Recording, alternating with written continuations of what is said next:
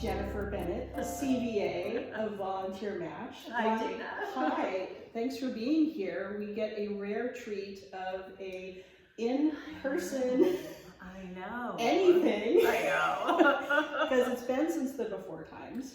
It's been since the before times. Yeah, it's been since the before times. One of the questions that I get asked a lot about public speaking, I would love to get your ideas too, is like, what would be your Tuesday tips around someone applying for a conference, and also like once you get there, what are the pro tips to making sure it's going to go well for the things that are within your control? Yeah. You mean like as an attendee or as a presenter? As a presenter. Awesome. Yeah. Okay, so I think first of all, that request for proposals, you really need to think about what do you want people to take away from this. Like, it's not just that you are telling someone something, it's that you want them to get information or to learn something new or to feel empowered or persuaded to try something different. So when you build your RFP, you really need to think through your learning outcomes. And I think there's a lot of people for whom maybe they don't have a background in education or haven't done adult learning, don't really think of like the learning outcomes are sort of throwaways maybe. So you know, it's not just, well, understand the concept I'm talking about. It's really about those Bloom's taxonomy verbs, and if you don't know what I'm talking about, maybe you can put a link in the... Yeah, I'll put all that below, because there's always those, and Points of Light and most other conferences are pretty good at helping people who are applying understand this, but you know, use these action verbs and like you said, kind of this taxonomy of like, this is what you're going to get out of it, this is what you want to have as a takeaway by the end of it.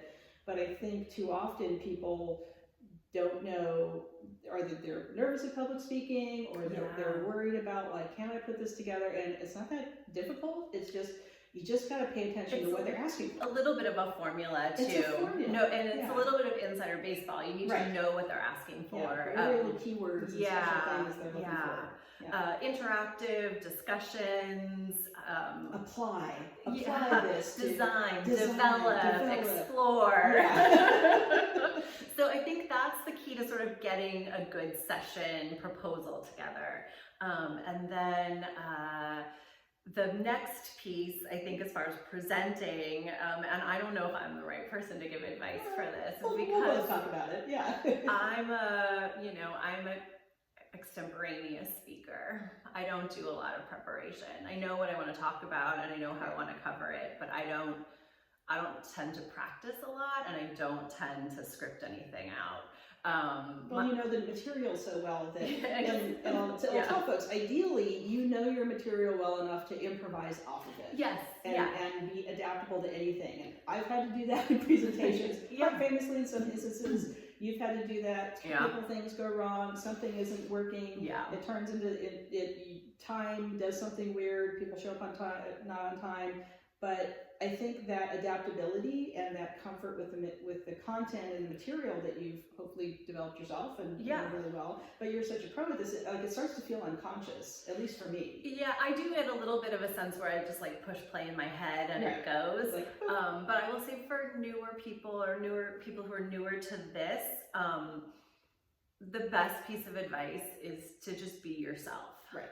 I don't know how to be anybody else. And if I'm trying to pretend to be someone who has all the answers and stand in front of a room, I'm going to come across as inauthentic. Right. If I have the flu, I say like, sorry guys, I'm like not feeling great today. I have the flu. Like, I'm gonna give you 110%, but it's gonna be 110% of someone with the flu. Yeah, might be a Stevie Nicks voice coming out. Yes. Getting over a cold or something. Yeah, absolutely. And transparent and acknowledging sort of where we are. And to your point, certainly I know my material inside and out. If you're newer to presenting or speaking, it might feel like you don't know all the answers, or somebody might ask you a surprise question. And I think just to say like, gosh, that's a great question. I actually don't know the answer to that. Yeah, that's an answer.